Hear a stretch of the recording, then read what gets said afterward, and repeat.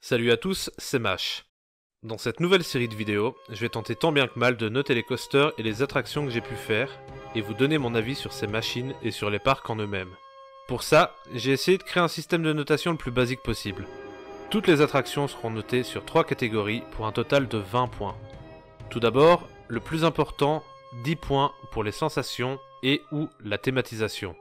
Par exemple, un coaster comme Conda sera jugé principalement sur ses sensations, un Dark Ride comme Phantom Manor sur sa thématisation, et ceux qui essayent de jouer sur les deux tableaux comme le Train de la Mine seront jugés sur les deux. Ensuite, 5 points seront attribués pour le bâtiment et la file d'attente. Ça peut paraître beaucoup, mais on passe souvent plus de temps dans ces files d'attente que dans l'attraction. Et après avoir passé 2 heures dans la file de Crush Coaster, on est bien content de retrouver des files qui nous mettent déjà dans l'ambiance de l'attraction, comme Pirates des Caraïbes. Et enfin, 5 points subjectifs seront attribués selon mon affect, car après tout ça reste mon classement, et c'est aussi là que je rajouterai ou retirerai des points bonus s'il y en a besoin. Les attractions pour les enfants en bas âge, ainsi que les flat rides qui n'ont rien de particulier et sont là uniquement pour désengorger les autres attractions lors des jours de forte affluence, ne seront bien sûr pas notés pour ne pas faire baisser la note globale. Le parc, quant à lui, sera ensuite noté sur 20. Le total des points qu'auront généré les attractions compteront alors pour 10. L'ambiance globale et la décoration du parc pour 5 points. Et la gestion du parc et la restauration pour 5 points. C'est encore une fois dans cette dernière catégorie que je rajouterai ou retirerai des points bonus si nécessaire. Aujourd'hui, on va parler de mon tout premier parc d'attractions, à savoir Belloward. Belloward est le premier parc à thème à avoir vu le jour en Belgique. Ouvert en 1954 et faisant 54 hectares, il comporte 30 attractions et quelques animaux. Le parc appartient à la Compagnie des Alpes aux côtés d'autres parcs comme le parc Astérix, le Futuroscope ou encore Walibi. Il est divisé en 6 zones thématiques que nous allons explorer une par une. En passant par l'entrée principale, la première zone que vous allez rencontrer se nomme Kids Park. Et comme vous pouvez vous en douter au nom de la zone, j'aurai pas grand chose à noter là-dedans. Ce land comporte bien entendu des attractions réservées uniquement aux plus petits, mais on peut y retrouver des tasses, des chaises volantes et un carrousel. Malgré tout, ce land possède une attraction qui mérite d'être notée. Madhouse Vekoma, la maison magique de Houdini, a ouvert ses portes en 1999. Même si le ride n'a rien de particulier et ressemble à n'importe quel autre Madhouse, le décor et l'ambiance étaient clairement un cran au-dessus. Le mini-film projeté en pré-show, les décors qui s'activent et représentent les plus grands tours d'évasion de Houdini, et cet œil géant peint au sol de la salle principale qui se découvre une fois le décor inversé, tout était parfaitement pensé pour créer une superbe ambiance dans cette attraction. Malheureusement, les dernières fois où j'ai fait cette attraction, la magie avait un peu morflé. Entre les opérateurs qui ne se cachent pas du tout pour aller dans la salle de commande de l'attraction, le projecteur mal calibré qui détruit complètement l'effet de pellicule qui brûle à la fin du film, et l'œil géant qui est presque invisible tellement ça fait longtemps que la peinture n'a pas été faite, toutes ces choses font que cette attraction perd énormément de son charme. Pour la note, on commence avec la thématisation. Je reste généreux en me rappelant de ce que cette attraction peut être, et mets la note de 7,5 sur 10. Pour la note du bâtiment et la file d'attente, je mets la note de 3 sur 5. Le bâtiment est assez joli de l'extérieur, j'apprécie particulièrement les statues et l'horloge qui tourne dans tous les sens sur la façade. Par contre, la file est un vrai parc à bœuf, rien d'autre à voir que le serpentin qui t'amène vers l'attraction. Heureusement, on est au moins couvert. Et quand comme moi on est allergique au soleil ou qu'on se retrouve dans un pays si souvent sous la pluie qu'est la Belgique, ce point reste important. Et enfin, pour l'affect, je mets la note de 3,5 sur 5. Je lui aurais bien mis plus vu que cette attraction a grandement contribué à mon amour des parcs, mais je suis obligé de baisser ma note au vu de l'entretien de cette attraction. Elle finit tout de même avec une note globale de 14 sur 20. On en a déjà fini ici, donc je vous propose de partir et de vous enfoncer plus loin vers l'ouest pour rejoindre le land du Canada. Sur notre chemin guidé par la vue de cette grande tour bleue pour arriver dans ce land, on passe devant 2 attractions qui ne seront pas notées, à savoir un bateau pirate tout à fait classique, ainsi que Big Chute, un toboggan qu'on descend en bateau, étonnamment fun. On continue donc notre route pour arriver au pied de cette tour de chute nommée Screaming Eagle. Ouverte en 1999, ce shoot and drop de Us Ride emmène jusqu'à 500 personnes par heure à 52 mètres de hauteur pour faire une chute allant jusqu'à 70 km/h. Le ride dure environ 1 minute, ce qui nous permet de faire plusieurs allers-retours à différentes hauteurs plutôt qu'une grosse chute. Même si je suis de ceux qui préfèrent ce genre de ride moins haut mais plus long, je mettrai pas plus de 7 sur 10. J'ai toujours eu un avis assez mitigé sur les tours de chute. D'un côté, elles me donnent le vertige, mais d'un autre, c'est les seules attractions qui peuvent encore me donner la sensation de papillon dans le ventre lors de airtime. Pour la file et le bâtiment, je lui mets la moyenne, avec 2,5 sur 5. C'est assez beau comme bâtiment vu de l'extérieur, mais beaucoup trop vide à l'intérieur. Et enfin, je lui mets 3 points supplémentaires pour l'affect. Une fois le vertige et la surappréhension mis de côté, ça reste tout de même un bon ride. On finit donc avec une note globale de 12,5 sur 20. Ouverte en 95, Niagara est une attraction de type Shoot the Chute, c'est-à-dire une attraction aquatique en bateau qui finit par une chute dans un lagon. Ces attractions sont dans le même esprit que les bûches, avec des embarcations bien plus grandes. Avec une hauteur de 20 mètres de haut, elle détenait le record de Shoot the Chute la plus haute d'Europe, mais a été détrônée, le titre étant actuellement détenu par Eldorado Falls à Mirabilandia. Pour ce qui est de la note, sensation, thématisation, on part sur un bon 7 sur 10. Ride très court, avec très peu de décors, mais incroyablement efficace. Pour ceux qui aiment être mouillés avec cette attraction, je peux vous assurer que vous allez être servi. Pour le bâtiment et la file, 3 sur 5. On est à l'abri du soleil, ça reste assez joli, même si c'est un peu vieillissant. Et enfin, 3 points pour l'affect, ce qui nous amène un total de 13 sur 20. Partons maintenant pour le premier coaster de la journée. Avec une hauteur max de 21 mètres, une longueur de 660 mètres et une vitesse de pointe de 50 km/h, Wakala est devenu à mes yeux la pièce maîtresse de Bellward, et a été la raison pour laquelle je suis retourné dans ce parc après des années d'absence. Avec une note de 69,4 sur Captain Coaster, il se classe en tant que 8e meilleur coaster de Belgique sur un total de 45, et 149e d'Europe sur 778. Pour les sensations, je lui mets personnellement une note un peu plus haute avec 7,5. J'aime vraiment beaucoup son layout, ainsi que la petite surprise de fin qui fait toujours son petit effet la première fois qu'on fait le ride. Pour le bâtiment et la file, 2,5. La file est très belle grâce au lac proche et à la végétation magnifique autour du coaster. Et le bâtiment est assez moyen en lui-même, mais il est surtout et encore une fois bien vide. Une fois ajouté les 4 points supplémentaires pour l'affect, on finit tout de même avec une note de 14 sur 20 avec ce coaster qui est à coup sûr le meilleur du parc. Allez, il est désormais temps de partir sur le premier point nord de notre journée. Avec une hauteur de 25 mètres, une longueur de 490 mètres et une vitesse max de 40 km/h, Dawson Duel a été une tentative pour le parc Bellward de proposer quelque chose de nouveau. Faut bien avouer que des luges d'été dans le plat pays, c'était peut-être pas la meilleure des idées. Mais ils ont quand même essayé. Et ça n'a pas vraiment marché. Avec une note de 30,7 sur Captain Coaster, il se place actuellement à la 25e et 26e place sur les 45 coasters de Belgique. Pour ce qui est des sensations, je vais suivre l'avis global et lui mettre la note de 3. À part une sensation de vulnérabilité sympathique au tout début du ride dû à l'embarcation, faut bien avouer qu'on ressent pas grand chose. Pour ce qui est de la file et du bâtiment, 1 sur 5. Le point vient du fait que la vue est assez sympa une fois qu'on est en haut, et que le bâtiment lui-même n'est pas horrible. Pour le reste, c'est sûrement la pire file du parc. On est obligé de monter les 25 mètres à pied, on n'a aucune protection contre le soleil ou la pluie, et il n'y a aucun décor. Et enfin, les points bonus et l'affect, je mets 3 sur 5. Certes, j'ai pas vraiment d'affect avec cette attraction, mais c'est nécessaire de tenter de nouvelles choses, et au moins ils ont essayé. On quitte donc ce land avec un coaster qui finit avec la note de 7 sur 20. Retournons maintenant sur nos pas, et dirigeons-nous un peu plus vers le nord du parc, pour y découvrir le land de l'Inde. Avec une petite plaine de jeux sympathique pour les enfants, ainsi qu'un Nebula Z de chez Zamperla que je n'ai pas eu l'occasion de tester, faisons abstraction de ces animaux, et dirigeons-nous vers Bengal Express, la première attraction du land. Petit train ouvert en 1988, il nous fait faire le tour de l'enclos à Lyon, qui, dans l'idée, pourrait être sympathique, car permet un enclos plus grand pour les lions, mais un bon tiers de la visite n'est là que pour nous montrer leur usine de traitement des eaux usées. Alors c'est bien, je dis pas, mais un petit panneau à côté de l'attraction, ça suffisait. Franchement, pas besoin de m'emmener la voir. Et vu l'odeur que ça dégage, je suis sûr que personne voulait aller faire le tour. 4 sur 10 pour cette attraction dont l'odeur me hante. 2 sur 5 pour sa file et son bâtiment, qui sont encore une fois un parc à bœuf, mais au moins couvert. Et 2 sur 5 parce que quitte à avoir des animaux, je préfère ce genre d'enclos qui permet plus d'espace. On finit donc avec la note de 8 sur 20. Bengal Rapid River sont des bouées de chez Vekoma ouvertes en 88. Le circuit est assez sympathique et très familial. On n'est pas trop secoué, et pour ce qui est d'être mouillé, cette attraction est complètement aléatoire. Je suis déjà ressorti bien mouillé comme complètement sec. Mais dans l'ensemble, on reste bien loin d'une attraction comme Niagara. Pour la note de l'attraction, je lui donne 7 sur 10. Pour la file, 2,5 sur 5. Même note que Wakala, pour exactement les mêmes raisons. Et enfin l'affect, 3 sur 5. Ça reste une bouée agréable à rider, bien que très classique.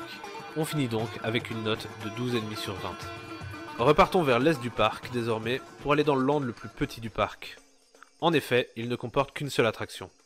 Ouverte en 1978, créée par Intamin, Jungle Mission nous fait voyager au travers d'un village indigène. On pourra, lors de notre balade, croiser des capybaras, des flamants roses, ainsi que d'autres petits animaux. On passera ensuite par un village indigène qui est quant à lui assez vieillot, mais a un certain charme, et comporte quelques effets de fumée et d'explosions aquatiques pour ajouter un peu d'immersion. Pour moi, cette attraction mérite une note de 7,5 sur 10. C'est vrai que ça peut paraître beaucoup pour des animatronics aussi vieux, mais l'attraction a quand même 46 ans et arrive à garder un certain charme. Pour la file d'attente et le bâtiment par contre, je mets 2,5 sur 5, parce que c'est joli, les enfants s'amusent avec le serpent qui crache de l'eau, mais je pense que j'ai jamais vu autant de toiles d'araignée que sous le toit de cette file d'attente. Et pour l'affect, je ne lui mets que 3, parce que même si j'aime beaucoup cette attraction, ils ont fait la même chose qu'avec Houdini et ne s'occupent pas du tout comme il faut de l'attraction. Lors de mon dernier voyage, il y avait carrément des orties qui poussaient sur et dans le bateau. Ça montre un peu le niveau d'entretien qu'ils consacrent à leurs vieilles attractions. On continue vers l'est, pour arriver dans ce nouveau land qu'est Mundo Amazonia, et qui était anciennement le Far West. Cette zone comporte 4 attractions, mais une seule pourra être notée, et aura sûrement besoin d'une update, car elle sera rethématisée. Quant aux 3 autres, elles n'ont pas encore ouvert au moment où j'écris ces lignes. Anciennement River Splash, ces bûches que sont Rio do Café ont ouvert en 1980, et verront normalement leur décor changer cette année. Le circuit quant à lui ne devrait pas bouger. Il est sympathique et abordable à n'importe quel âge, étant donné que le point culminant de l'attraction se trouve à 12 mètres de hauteur seulement. Espérons que la nouvelle thématisation soit meilleure, car actuellement il n'y avait aucun décor. Je donnerai à ces bûches la note de 7 sur 10, car comme je viens de le dire, elles sont très accessibles, ce qui est souvent un bon point dans un parc familial. Pour la file ainsi que le bâtiment, je mettrai la note de 2 sur 5. Rien d'incroyable, la file devient par contre horrible les jours de forte chaleur lorsqu'elle est rallongée, vu qu'elle se fait directement dans les allées du parc. Et enfin, je lui donne 3 points bonus, car même si c'est une attraction d'eau, elle mouille assez peu pour être faite même lorsqu'il ne fait pas bon. Pour certains, je sais que c'est un point négatif, mais pour un parc qui a décidé d'avoir 5 attractions aquatiques, alors que la moyenne des températures du pays est 10 degrés, je peux vous assurer que ça devient un point positif. Nous voilà donc avec une attraction qui finit avec la note de 12 sur 20. Non loin de là, on pourra retrouver Amazonia, une nouvelle attraction que je veux absolument voir. Un spinning rapide d'une durée annoncée de 7 minutes, fait par Intamin. Même si Bellward ne manquait clairement pas d'attractions aquatiques, je dois bien avouer que ces bouées sous hormones me font de l'œil. Entre le premier lift à 18 mètres de hauteur, l'ascenseur qui nous fait monter une seconde fois à 19 mètres de hauteur et ce half-pipe final, je peux vous assurer qu'il y a de quoi s'amuser. Surtout en étant dans une simple bouée. La sensation de vulnérabilité risque de bien accentuer les sensations. Et enfin, à l'heure où j'écris ces lignes, nous n'avons pas d'infos sur Brazilian Buggy, le nouveau kiddie coaster de Zamperla, ainsi que de Rio do Cacao, les mini-bûches du même constructeur qui ouvriront dans cette zone. Même s'il ne faut pas s'attendre à grand chose, la pièce maîtresse de ce nouveau land étant bien entendu Amazonia. Et on finit notre journée au Mexique dans ce dernier land que ce parc a à nous proposer. En rejoignant la deuxième entrée du parc, on passe assez vite devant le cinéma 4D ainsi que devant El Toro, qui n'est autre qu'un breakdance récupéré de chez Walibi Holland. Car nos yeux sont attirés par 2 attractions en particulier, et c'est avec une de ces 2 attractions qu'on va commencer. Seul coaster avec inversion du parc, le Boomerang est une montagne russe de type Boomerang. Attraction de chez Vekoma ouverte en 84. Si on peut se dire qu'ils n'ont pas eu beaucoup d'inspiration pour le nom de cette attraction, c'est surtout parce que ce Boomerang est le 2e à avoir été construit, mais le tout premier à ouvrir. C'est aussi mon tout premier coaster. Alors quand je suis revenu le faire après plusieurs années d'absence et après avoir découvert pas mal d'autres coasters, je peux vous assurer que le moment était rempli d'émotions. D'abord, j'ai été un peu triste de voir qu'ils avaient changé la couleur. On pourra toujours se rappeler des anciennes couleurs en regardant la pub Viveldop qui a été tournée dans cette attraction, mais pour revenir sur des choses plus importantes, je me rappelle surtout m'être dit que sur Captain Coaster ils avaient exagéré avec ce coaster, qui est malgré tout une montagne russe importante vu qu'elle a été dupliquée partout dans le monde. Et puis, j'ai refait ce ride. J'ai été remonté à 35 mètres de haut par ce lift. J'ai été lâché pour atteindre presque 80 km/h. Je suis rentré dans ce Cobra Roll. J'ai fait ce looping. Puis, j'ai tout refait à l'envers. Et c'est là que j'ai compris. Cette pièce d'histoire qu'est le Boomerang mérite de l'amour et du respect. Et pour ça, je propose qu'on coupe un bout du layout, qu'on le mette en évidence en mémoire de ce coaster et que plus personne ne remonte dedans. Sincèrement, ça a vraiment été une déception. Je me demande comment ce coaster a pu me faire aimer les montagnes russes. Ça tape, ça cogne, ça vibre, c'est désagréable. J'en suis ressorti de là avec un mal de crâne et des nausées qui ont duré presque 1 heure.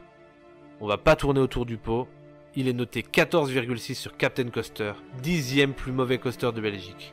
Et pour vous donner une idée plus globale, sur 1821 coasters recensés mondialement au moment où j'écris ces lignes, il arrive 1550e. J'aime vraiment beaucoup cette attraction, mais pour ma part, elle ne mérite pas plus de 1 sur 10. Même note pour la file qui ne sont que des serpentins. Et enfin, l'Affect. Je suis quand même obligé de lui mettre 4, parce que ça reste mon premier coaster et une pièce importante de l'histoire de Vekoma et des montagnes russes en général. Ce qui le fait finir avec une note généreuse de 6 sur 20. Avant d'aller voir le deuxième gros point d'intérêt de ce land, arrêtons-nous d'abord à Huracan.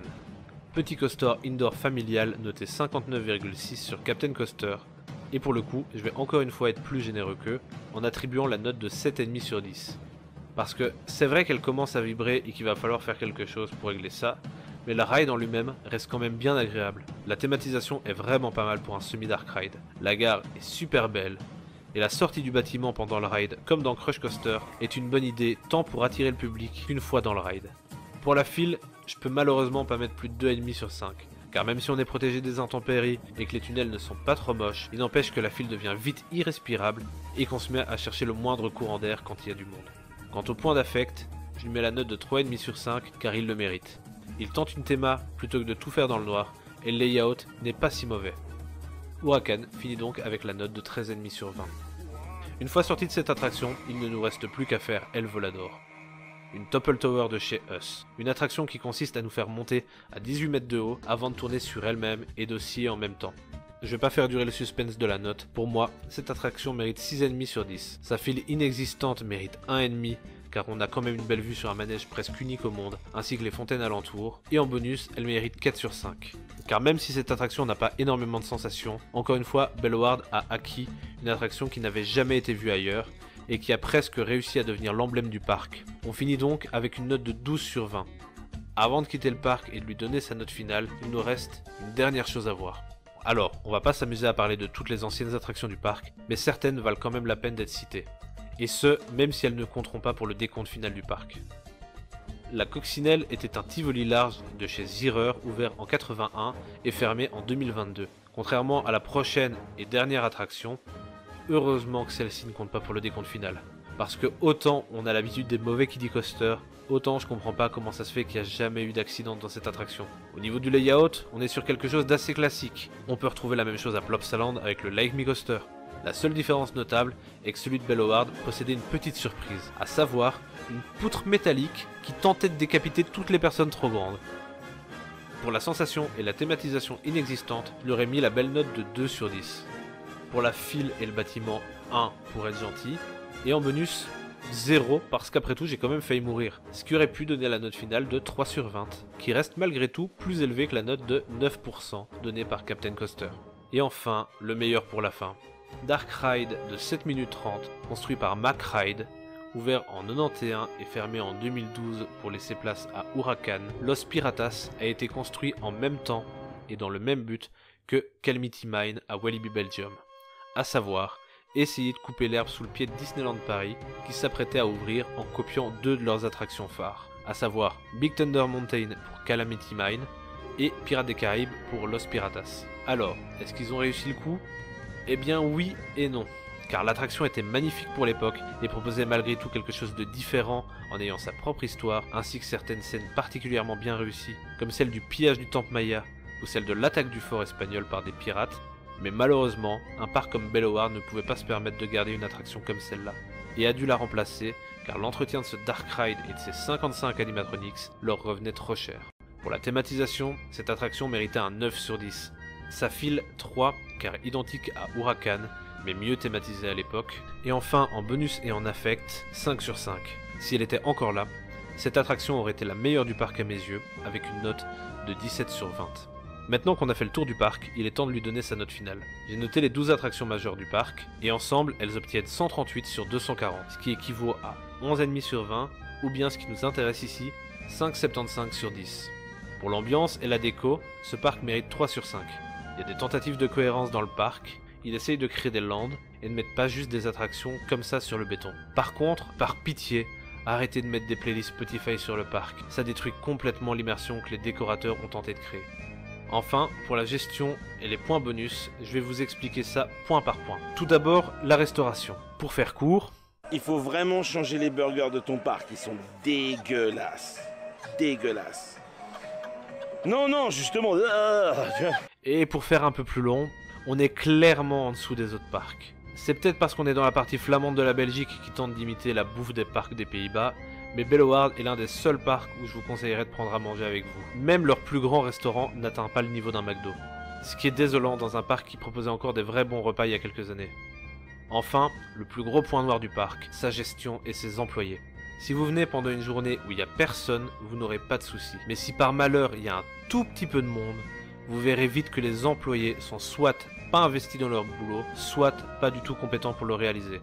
Je dis pas ça pour être méchant gratuitement, mais il y a clairement un problème avec leur formation. En plus de ne pas être souriants pour la plupart, ils ont la fâcheuse tendance à laisser partir les trains presque vides. J'ai quand même pu rencontrer quelques employés souriants et sympathiques, mais je peux vous assurer qu'ils sont rares. Et enfin, les bonus, et c'est eux qui vont leur permettre de récupérer 2 points supplémentaires sur la note finale. Parce qu'il faut bien avouer que ce parc rate pas mal de choses, mais continue quand même d'essayer. Que ce soit le Boomerang, El Volador, Dawson Duel, et même Amazonia qui va bientôt ouvrir, ils tentent d'innover. Et c'est malgré tout grâce à ça que le monde des parcs peut avancer. Bellewaerde finit donc avec une note de 10,75 sur 20, en espérant pour eux que l'ouverture du Nouveau Land fera monter cette note. Pour ma part, je vous donne rendez-vous le plus vite possible, et vous souhaite une bonne continuation sur YouTube.